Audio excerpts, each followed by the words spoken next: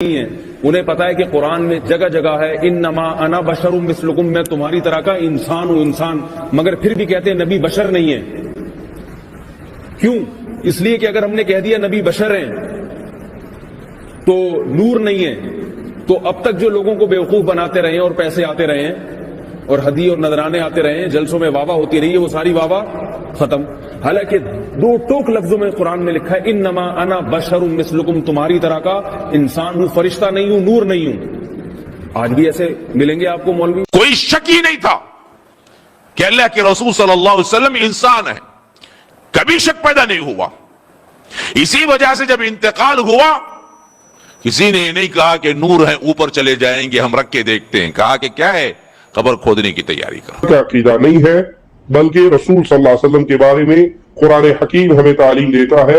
سورۃ کہف آخری آیت ہے، قل اے نبی کہو انما انا بشر مثلکم، میں تمہارے جیسا انسان ہوں.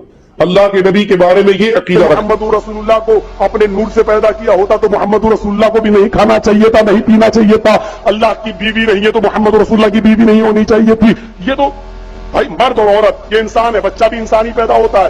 اگر اللہ نور محمد نور تو شادی بھی کسی نورانی مخلوق سے ہونی چاہیے تھی. لیکن حضرت خدیجہ تو خاکی ہے، مٹی سے پیدا ہوئی ہے، نور کا اور مٹی کا یہ جوڑا بن کیسے گیا؟ نبی مصطفیٰ کہ خدا کے بعد اگر کسی کی شان اور عظمت ہے تو صرف سرکار دو عالم صلی اللہ تعالی علیہ وسلم کی ہے. تو یہ کہاں کا انصاف ہے کہ یہ کہہ دینا کہ حضور ہماری طرح ہے؟ ارے جب جاہل اور عالم برابر نہیں ہو سکتے، نیک اور بد برابر نہیں ہو سکتے، مومن اور کافر برابر نہیں ہو سکتے، زندہ اور مردہ برابر نہیں ہو سکتے، تو ایک نبی اور غیر نبی کیسے برابر ہو سکتے ہیں؟ رسول اللہ صلی اللہ تعالی علیہ وسلم بشر ہیں، اس سے کسی کو بھی انکار نہیں ہے. لیکن یاد رکھو جو حضور کو اپنی طرح بشر مانے وہ بھی مسلمان نہیں ہے. حضرت علامہ و مولانا حافظ سید ساجد پاشا قادری کے علمی و روحانی بیانات کے لیے اس آفیشیل چینل کو سبسکرائب کریں اور بیل آئیکن ضرور پریس کریں.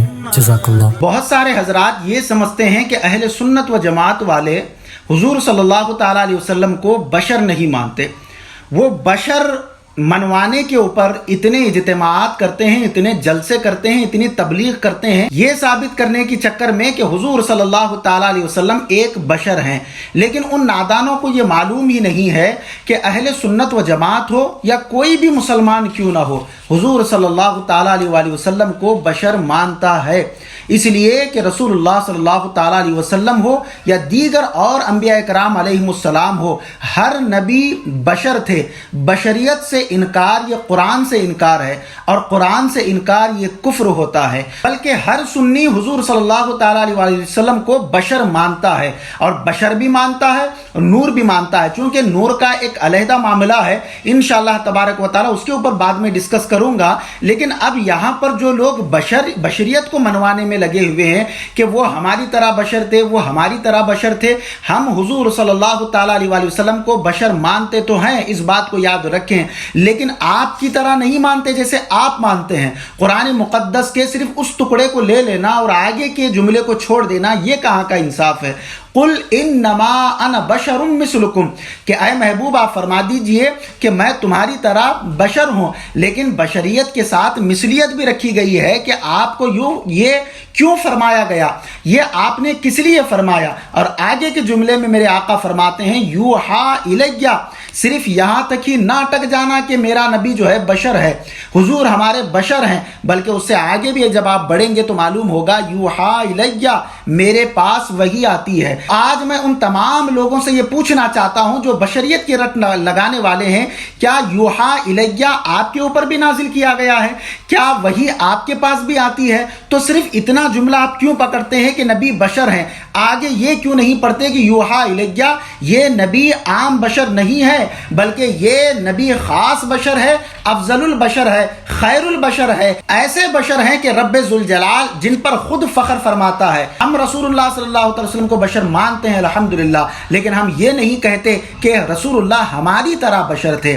اگرچہ وہ جسم و جسمانیات کے ساتھ، اگرچہ رسول اللہ صلی اللہ تعالی علیہ وسلم ایک جسم کے ساتھ ہمارے سامنے موجود تھے، رسول اللہ اللہ صلی اللہ تعالیٰ علیہ وسلم بیمار بھی ہوتے، سرکار اچھے بھی ہوتے، سرکار کھانا پینا بھی جو ہے کھاتے، سرکار ازواج مطہرات کے ساتھ جو ہے زندگی بھی گزارتے، لیکن اس کا مطلب ہرگز یہ نہیں ہو سکتا کہ حضور ہماری طرح تھے۔ رسول اللہ صلی اللہ تعالی وسلم کا اٹھنا معجزہ ہے، حضور کا بیٹھنا معجزہ ہے، حضور کا چلنا معجزہ ہے، حضور کا دوڑنا معجزہ ہے، حضور کا کھانا معجزہ ہے، حضور کا پینا معجزہ ہے، حضور کا دیکھنا معجزہ ہے، حضور کا بولنا معجزہ ہے، حضور کا آسمان پر جانا معجزہ ہے، حضور کا فرش پر آنا معجزہ ہے، حضور کا رب ذوالجلال کو دیکھنا معجزہ ہے، رسول اللہ صلی اللہ تعالی علیہ وسلم کا کسی کو محبت کی نگاہوں سے دیکھنا معجزہ ہے، میرے آقا دو عالم صلی اللہ تعالی علیہ وسلم کا امام حسن امام حسین کو کندھوں پر بٹھانا معجزہ ہے، بلکہ ہمارے آقا دو عالم صلی اللہ تعالی علیہ وسلم سراپا معجزہ ہے۔ آفاقہا گردیدم مہر بتا ورزیدم بسیار خوبا دیدم لیکن تو چیزیں دیگری۔ حضرت شیخ سعدی علیہ الرحمہ جب پہنچے اس رسول اللہ صلی اللہ تعالی وسلم کے حسن و جمال کی طرف تو پکار اٹھے، یا صاحب الجمال و یا سید البشر من وجهك المنیر لقد نور القمر لا يمكن الثناء كما كان حقه بعد از خدا بزرگ تو ہی قصہ مختصر۔ میرے آقا آپ کی شان اور آپ کی عظمت اور آپ کی رفت کی ہم کیا بیان کریں، بس ہم اتنا کہہ کر ہی اپنے قلم کو توڑ دیتے ہیں کہ اگر اللہ تبارک و تعالیٰ کے بعد کسی کا مقام اور کسی کی بزرگی، کسی کی برتری اور کسی کی شان اور عظمت ہے تو یا رسول اللہ صرف آپ ہیں۔ بعد از خدا نبی مصطفیٰ کہ خدا کے بعد اگر کسی کی شان اور عظمت ہے تو صرف سرکار دو عالم صلی اللہ تعالی علیہ وسلم کی ہے۔ تو یہ کہاں کا انصاف ہے کہ یہ کہہ دینا کہ حضور ہماری طرح ہے؟ ارے آپ اگر انگلی کے اشارے سے اپنی بیوی کو بلائیں گے تو آپ کی بیوی جلدی نہیں آ سکتی، لیکن میرے آقا کا مقام اور مرتبہ یہ ہے کہ میرے آقا جب انگلی اٹھا دیں تو چاند دو ٹکڑے ہو جائے۔ یہ اختیار مصطفیٰ ہے۔ آپ کی اولاد اگر انگلی بتائے تو جلدی آپ کے قریب نہ آئے، آپ کی بیوی قریب نہ آئے، آپ کے بچے قریب نہ آئے، لیکن میرے آقا بشر تو ایسے بشر ہیں کہ انگلی کا اشارہ اگر کر دیں تو ڈوبا ہوا سورج پلٹ کر آ جائے۔ یہ میرے آقا کی بشریت ہے۔ اگر سرکار اشارہ فرما دیں تو چاند جو ہے دو ٹکڑے ہو جائے، یہ رسول اللہ کی بشریت ہے۔ اگر میرے آقا صحابہ کرام جب فرما دیں کہ یا رسول اللہ پانی ختم ہو چکا ہے تو پانی کے اندر جب میرے آقا برتن میں انگلیاں اپنے ڈال دے تو آپ کے انگلیوں کے بیچوں سے جو ہے نہریں پھوٹ جائیں، یہ حضور کی بشریت ہے۔ اگر میرے آقا کسی درخت کو اشارہ دے دیں تو وہ درخت اپنے جڑ سمیت حضور کی خدمت میں حاضر ہو کر سجدہ کرے، یہ حضور کی بشریت ہے۔ اگر میرے آقا کسی پتھر کی طرف اشارہ کر دیں تو وہ پتھر حضور کا کلمہ پڑھتا ہوا نظر آئے، یہ حضور کی بشریت ہے۔ اگر میرے آقا کسی گونگے سے کلام کرنا چاہے تو وہ گونگا بول اٹھے، یہ حضور کی بشریت ہے۔ کسی نابینا کی طرف دیکھ لیں تو وہ بینا ہو جائے، یہ حضور کی بشریت ہے۔ کسی کافر کی طرف اگر رحمت کی نگاہ ڈال دیں تو وہ ایمان والا ہو جائے، یہ حضور کی بشریت ہے۔ کسی جاہل کی طرف دیکھ لیں تو اسے عالم بنا دیں، یہ حضور کی بشریت ہے۔ حضور کی بشریت کو ہم کیا بیان کر سکیں، بلکہ میرے آقا سراپا معجزہ ہے۔ یا ایھا الناس قد جاءکم برہان من ربکم وانزلنا الیکم نورا مبینا، کہ ہم نے تمہاری طرف ایک روشن دلیل بھیجی ہے۔ اللہ تبارک و تعالیٰ یہ برہان کہہ کر جو خطاب فرمایا ہے کہ ہم نے تمہاری طرف ایک روشن دلیل بھیجی ہے۔ میرے آقا کو اللہ تبارک و تعالیٰ نے معجزہ دے کر نہیں بلکہ سراپا معجزہ بنا کر بھیجا ہے۔ یہ حضور کی بشریت ہے کہ جس چیز کو وہ دیکھ لیں وہ بھی معجزہ ہے۔ اگر وہ سوئیں تو معجزہ ہے، جاگے تو معجزہ ہے، اگر وہ چلیں تو معجزہ ہے، وہ بیٹھیں تو معجزہ ہے، آسمان پر جائیں تو معجزہ، زمین پر رہیں تو معجزہ، اور زمین پر جب تک رہیں تب بھی معجزہ، آج زمین میں ہیں تو یہ بھی معجزہ ہے۔ ارے جب جاہل اور عالم برابر نہیں ہو سکتے، نیک اور بد برابر نہیں ہو سکتے، مومن اور کافر برابر نہیں ہو سکتے، زندہ اور مردہ برابر نہیں ہو سکتے، تو ایک نبی اور غیر نبی کیسے برابر ہو سکتے ہیں؟ رسول اللہ صلی اللہ تعالیٰ علیہ وسلم بشر ہیں، اس سے کسی کو بھی انکار نہیں ہے، لیکن یاد رکھو جو حضور کو اپنی طرح بشر مانے وہ بھی مسلمان نہیں ہے۔